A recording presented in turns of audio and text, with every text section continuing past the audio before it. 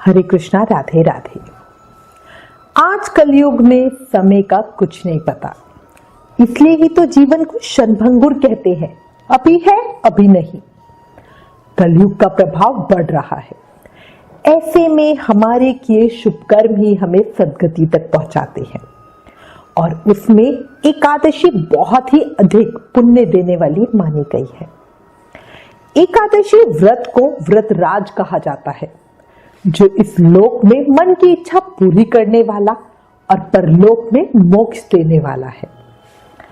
आज इस वीडियो में आपको माघ मास शुक्ल पक्ष की जया एकादशी, जिसे भैमी या भौमी एकादशी भी कहते हैं, की व्रत कथा सुनाती हूँ। बहुत ही फलकारी, पावन, पवित्र एकादशी है। इस लोक में सुख और परलोक में मुक्ति देने वाली महापुण्यदायी एकादशी। अगर इसका व्रत ना कर सको तब भी ये कथा सुनकर पूजा जरूर करना, उसी का बहुत उत्तम फल मिलेगा। इस कथा को सुनने मात्र से इस जन्म के पापों का नाश होता है, ऐसा भगवान श्री कृष्ण ने कहा है।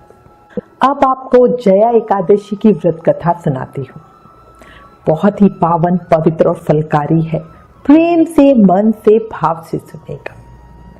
पद्म पुराण सहित कई पौराणिक ग्रंथों में जया एकादशी के साथ ही अन्य एकादशियों का महत्व लिखा है।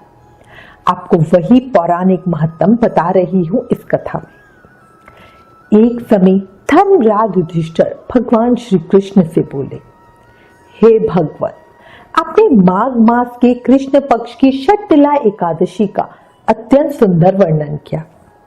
आप स्वदेज, अंडज, उद्दिज और जरायुज चारों प्रकार के जीवों के उत्पन्न, पालन तथा नाश करने वाले हैं। स्वदेज यानी स्वेद, पसीने से पैदा होने वाले अति सूक्ष्म कीड़े। अंडज यानी अंडों से उत्पन्न होने वाले जीव। उद्भिज यानी धरती फोड़कर बाहर निकलने वाले पेड़, पौधे या लताएं आदि। और जरायुज यानी वो प्राणी जिनका जन्म गर्भाशय से होता है। इसका मतलब है पूरी दुनिया के अंदर जो भी उत्पन्न हो रहा है वो सब भगवान की मर्जी से है। उसके बाद राजा युधिष्ठिर बोले, हे भगवान, आप ही सबके आदि और अंत हैं। अब आप कृपा करके मुझे माघ मास के शुक्ल पक्ष की एकादशी का भी वर्णन कीजिए। इसका क्या नाम है, इसके व्रत की क्या विधि है और उसमें किस देवता का पूजन किया जाता है। भगवान श्री कृष्ण कहने लगे, हे राजन, इस एकादशी का नाम जया एकादशी है। इसका व्रत करने से मनुष्य भ्रम, हत्या आदि भयानक पापों से छूटकर मोक्ष को प्राप्त होता है तथा इसके प्रभाव से भूत, पिशाच आदि अन्य बुरी योनियों से भी मुक्ति मिलती है। इस व्रत को विधि पूर्वक करना चाहिए। अब मैं तुमसे पद्म पुराण में वर्णित इसकी महिमा की एक कथा सुनाता हूँ। इतना कह के भगवान श्री कृष्ण युधिष्ठिर को जया एकादशी की कथा सुनाते हुए बोले, देवराज इंद्र स्वर्ग में राज करते थे और अन्य सब देवगण सुखपूर्वक स्वर्ग में रहते थे। बात बहुत समय पहले की है। एक समय नंदन वन में उत्सव का आयोजन हुआ। देवता, सिद्ध, संत, दिव्य पुरुष सभी उत्सव में मौजूद थे। इंद्र अपनी इच्छा अनुसार अप्सराओं के साथ विहार कर रहे थे। उस समय गंधर्व गा रहे थे। गंधर्व कन्याएं नृत्य कर रही थी। बहुत ही अच्छा समा बंधा हुआ था। उन गंधर्व कन्याओं में प्रसिद्ध गंधर्व पुष्पदंत तथा उसकी कन्या पुष्पवती थी। साथ ही गंधर्व चित्रसेन तथा उसकी स्त्री मालिनी भी उपस्थित थे। साथ ही मालिनी का पुत्र पुष्पवान और उसका पुत्र माल्यवान भी उपस्थित थे। माल्यवान बहुत ही सुरीला गाता था। जितनी सुरीली उसकी आवाज थी, उतना ही सुंदर रूप भी उसने पाया था।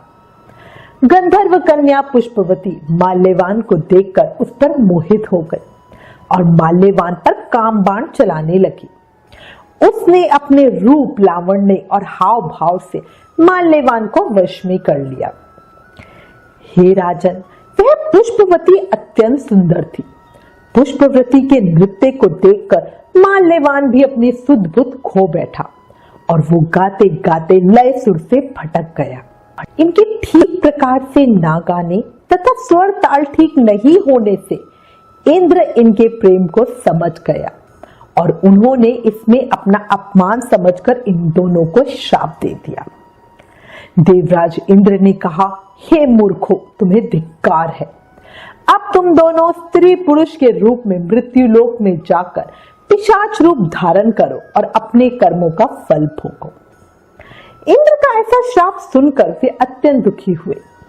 फिर क्या था, श्राप का प्रभाव भी तुरंत हुआ और वे दोनों धरती पर जा गिरे, वो भी हिमालय पर्वत के पास के जंगलों में।